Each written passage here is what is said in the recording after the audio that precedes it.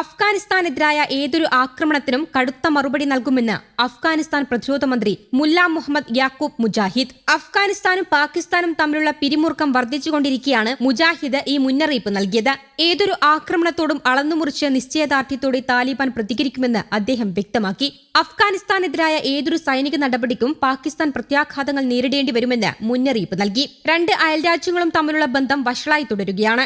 അഫ്ഗാനിസ്ഥാനിൽ താലിബാൻ അധികാരമേറ്റതിന്റെ 5ാം വർഷം ആഘോഷിക്കുന്ന വേളയിലാണ് മുന്നറിയിപ്പ്. തങ്ങളുടെ പ്രദേശത്തിനും പരമാധികാരത്തിനും നേരെയുള്ള ഭീഷണികളോട് അഫ്ഗാനിസ്ഥാൻ പ്രതികരിക്കുമെന്ന് രാജ്യത്തിന്റെ നേതൃത്വം ആവർത്തിച്ചു. അതിർത്തി കടന്നുള്ള സുരക്ഷ, തീവ്രവാദ പ്രവർത്തനങ്ങൾ, അഫ്ഗാനിസ്ഥാൻ പാകിസ്ഥാൻ അതിർത്തിയിലെ സൈനിക നടപടികൾ എന്നിവയെ ചൊല്ലിയുള്ള തർക്കങ്ങൾ തുടരുന്നതിനിടെയാണ് ഈ പ്രഖ്യാപനം. 2026 ഫെബ്രുവരി അവസാനത്തോടെ അഫ്ഗാനിസ്ഥാൻ പാകിസ്ഥാൻ സംഘർഷം തുറന്ന യുദ്ധമായി മാറി. തന്റെ പ്രദേശത്തിനുള്ളിൽ നടന്ന തീവ്രവാദി ആക്രമണങ്ങൾക്ക് ശേഷം പാകിസ്ഥാൻ വ്യോമാക്രമണം നടത്തി. TTPയെ അഫ്ഗാൻ മണ്ണിൽ നിന്ന് അതിർത്തി കടന്നുള്ള ആക്രമണങ്ങൾ നടത്താൻ അഫ്ഗാൻ താലിബാൻ അനുവദിക്കുമെന്ന് പാകിസ്ഥാൻ ആരോപിക്കുന്നു. അഫ്ഗാൻ താലിബാൻ ഈ ആരോപണങ്ങൾ നിഷേധിക്കുകയാണ്. TTP സാന്നിധ്യം പാകിസ്ഥാന്റെ ആഭ്യന്തര പ്രശ്നമാണെന്നും ഇസ്ലാമാബാദ് തങ്ങളുടെ പരമാധികാരം ലംഘിക്കുകയാണെന്നും താലിബാൻ കുറ്റപ്പെടുത്തി. 2670 കിലോമീറ്റർ ദൈർഘ്യമുള്ള കൊളോണിയൽ കാലത്തെ അതിർത്തിയായ ഡ്യൂറൻഡ് ലൈൻ തർക്കത്തിലാണ് ഇരുവരും. അതിന്റെ സാധുത ഔദ്യോഗികമായി അംഗീകരിക്കാൻ അഫ്ഗാൻ സർക്കാർ വിസമ്മതിക്കുകയാണ്. പ്രാദേശിക ചലനാത്മകത മാറുന്നതിനനുസരിച്ച് ഘർഷണം വർദ്ധിച്ചു.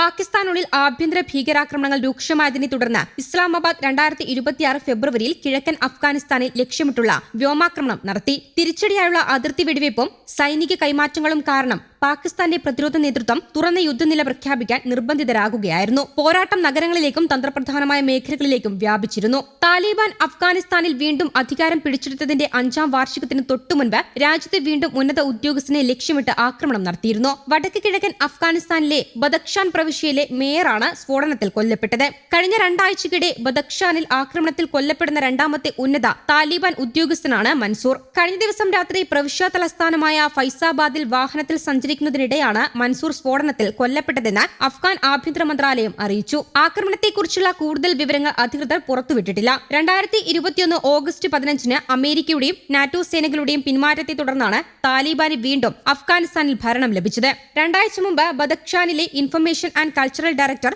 സബീഹുള്ള അമീരിയും വെടിയേറ്റ് കൊല്ലപ്പെട്ടിരുന്നു. ഫൈസാബാദിലേക്ക് യാത്ര ചെയ്യുന്നതിനിടെ 2 തോക്കുധാരികൾ അമേരിക്കിന് നേരെ വെടിയുതിർക്കുകയായിരുന്നു. സുരക്ഷാ ഉദ്യോഗസ്ഥർ നടത്തിയ തിരിച്ചടിയിൽ ആക്രമികളിൽ ഒരാൾ കൊല്ലപ്പെടുകയും മറ്റൊരാൾ പിടിയിലാകുകയും ചെയ്തു. 2024 ഡിസംബറിൽ കാബൂളിലുണ്ടായ ചാവേർ സ്ഫോടനത്തിൽ അന്നത്തെ അഭയാർത്ഥികാര്യമന്ത്രി കൊല്ലപ്പെട്ടിരുന്നു. താലിബാൻ സർക്കാർ അധികാരത്തിലിരുന്നപ്പോൾ അയൽ രാജ്യമായ പാകിസ്ഥാൻ ഉൾപ്പെടെ 4 രാജ്യങ്ങൾ മാത്രമാണ് അവരെ അംഗീകരിച്ചത്.